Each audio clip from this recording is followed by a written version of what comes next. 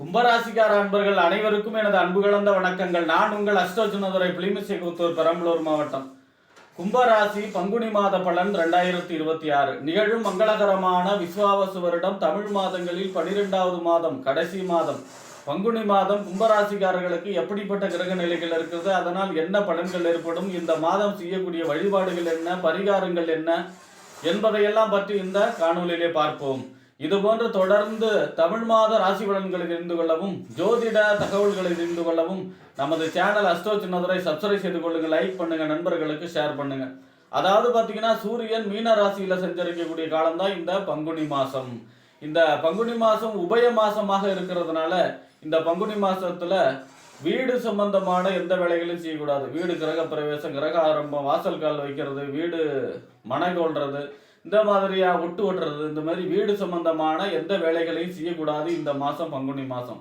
இந்த பங்குனி மாசம் 13ஆம் நாள் பார்த்தீங்கன்னா ராமநவமி அன்று ராமநாமம் ஜெபிப்பதற்கும் ராமநாமம் ஜெயிப்பதற்கு கண்டினியூவா ஒரு சில பேர் ஜெயிப்பாங்க இல்லையா, அதுக்கெல்லாம் ஆரம்பிப்பதற்கு மிக அற்புதமான நாள்.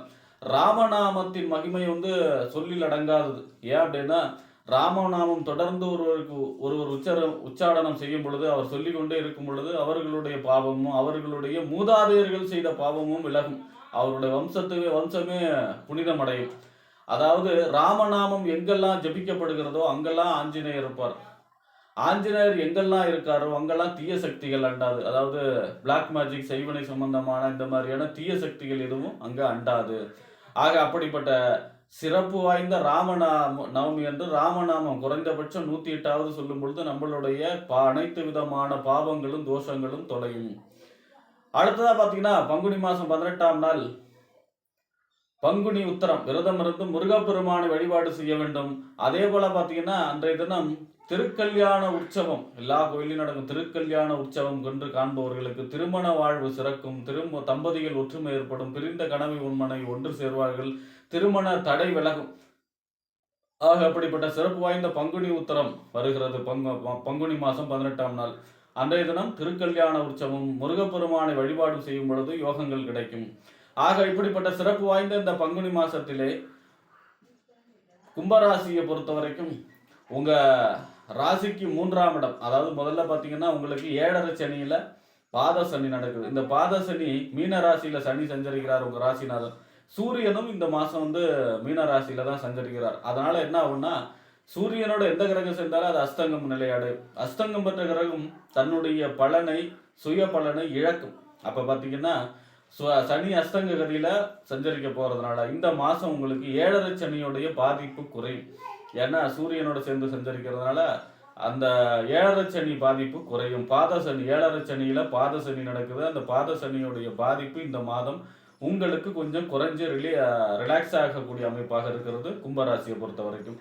அதோட முக்கியமா உங்க ராசிக்கு 5ஆம் இடத்துல சஞ்சரிக்கக்கூடிய குரு பகவான் உங்க ராசியை 9வது பார்வையை பார்க்கிறார் இல்லையா. கடந்த மாசம் 27ஆம் தேதி வரைக்கும் குரு வக்கரகதியில இருந்தார். வக்கர நிவர்த்தி ஆகி நேர்கதியில உங்கள் ராசியை பார்க்கறதுனால உங்க ராசி சுபத்துவம், அதாவது சுபத்துவம் அடைகிறது. அதனாலேயும் நன்மை ஏற்படும். இந்த மாதங்கிறது உங்களுக்கு ஒரு திருப்பு முனையான மாதம் கும்பராசியை பொறுத்த வரைக்கும். அடுத்ததா உங்க ராசிக்கு 3ஆம் இடம் இளைய சகோதர ஸ்தானம், முயற்சி ஸ்தானம், வெற்றி ஸ்தானம், ஒப்பந்தம், கையெழுத்தெல்லாம் சொல்லக்கூடிய இடம். இந்த 3ஆம் இடத்திற்கும் 10ஆம் இடம் என்று சொல்லக்கூடிய தொழில், புகழ், அந்தஸ்து, கௌரவம் அப்படின்னு சொல்லக்கூடிய 10ஆம் இடத்துக்கு அதிபதி செவ்வாய் உங்க ராசியிலே சஞ்சரிக்கிறார் 19ஆம் தேதி வரை. பொதுவா 3ஆம் இடத்து அதிபதி ராசியில சஞ்சரிப்பது இந்த எடுத்த காரியத்தில் எல்லாம் வெற்றி கொடுக்கும். என்னன்னா கொஞ்சம் வேகம் அதிகரிக்கும். செவ்வாய்ங்கிறது ஸ்பீடான கிரகம். செவ்வாய்ங்கிறது படபடப்பு, முன்கோபம், முரட்டு சுபாவத்தெல்லாம் சொல்லக்கூடிய இடம். அதனால கோபத்தை குறைக்க வேண்டும், செயலில் கொஞ்சம் நிதானத்தை கடைபிடிக்க வேண்டும். 10ஆம் இடத்து அதிபதி அவர் தான். 10ஆம் இடத்து அதிபதி ராசியில சஞ்சரிப்பது உங்களுக்கு புகழ், அந்தஸ்து, கௌரவம் உயரும். பதவி, பொறுப்பு, அரசியல்ல ஏதாவது ஒரு பதவி அல்லது பொறுப்பு கிடைக்கக்கூடிய யோகம், உங்களுக்கு புகழ், அந்தஸ்து, கௌரவம் உயரக்கூடிய மாதமாகவும் இந்த பங்குனி மாதம் அமையும். 19ஆம் தேதிக்கு அப்புறம் பார்த்தீங்கன்னா உங்க ராசிக்கு 2ஆம் இடம் வாக்கு, தனம், குடும்ப, வருமானம்னு சொல்லக்கூடிய 2ஆம் இடத்துல சஞ்சரிப்பது மிகுந்த நன்மை தரும். தொழிலால் வருமானம், தொழிலில் நன்மை ஏற்படக்கூடிய அமைப்பு, தொழிலில் புதிய வாய்ப்புகள் ஏற்படக்கூடிய அமைப்பு, தொழிலில் நிறைய கான்ட்ராக்ட் கிடைக்கக்கூடிய அமைப்பு, இந்த மாதிரியான நன்மைகள் ஏற்படும். எடுத்த காரியத்தெல்லாம் வெற்றி கொடுக்கக்கூடிய அமைப்பாகவும் இருக்கும். அடுத்ததா பாத்தீங்கன்னா உங்க ராசிக்கு 4ஆம் இடம் வீடு, வண்டி, வாகனம், மனை, தாயார், சொத்து சுகஸ்தானத்துக்கு அதிபதியும் 9ஆம் இடம் என்று சொல்லக்கூடிய தந்தை ஸ்தானம், பாக்கிய ஸ்தானம், தொலைதூர பயணம், உயர்கல்வி ஸ்தானத்துக்கு அதிபதி யாருன்னா சுக்கிரன்.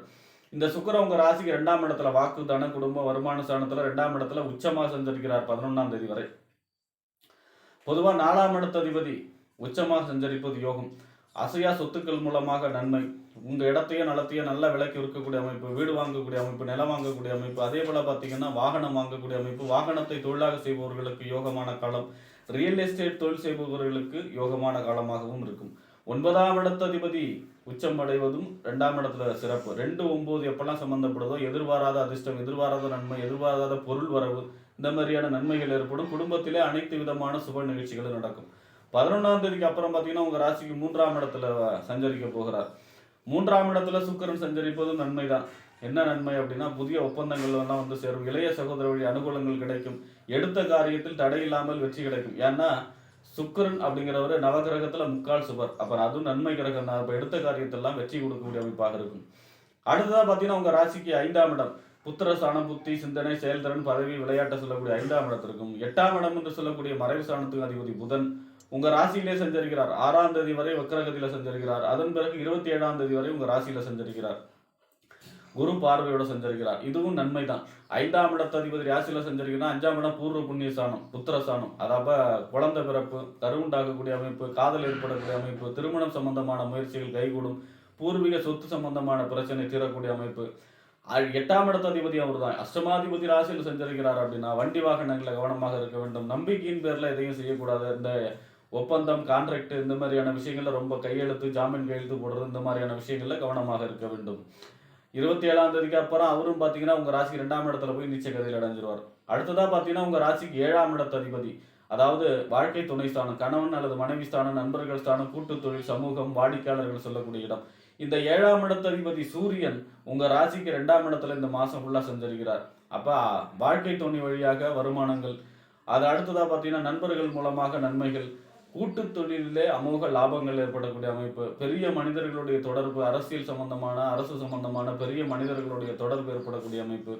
பொதுவாக 2ஆம் இடத்துல சூரியன் சஞ்சரிப்பது வாக்கிலே ஸ்பீடை குறிக்கும். அடுத்ததான் செவ்வாயும் 19ஆம் தேதி அப்புறம் சஞ்சரிக்கிறதுனால பேச்சிலே கவனம் இருக்க தேவை, சுடு சொற்களை தவிர்த்து கொள்ள வேண்டும். இந்த மாதம் பங்குனி மாதம் அப்படிங்கிறது கும்பராசியை பொறுத்த வரைக்கும் 2ஆம் இடம் வாக்கு, தனம், குடும்பம், வருமானம் அப்படின்னு சொல்லக்கூடிய 2ஆம் இடம் வலுவடைகிறது.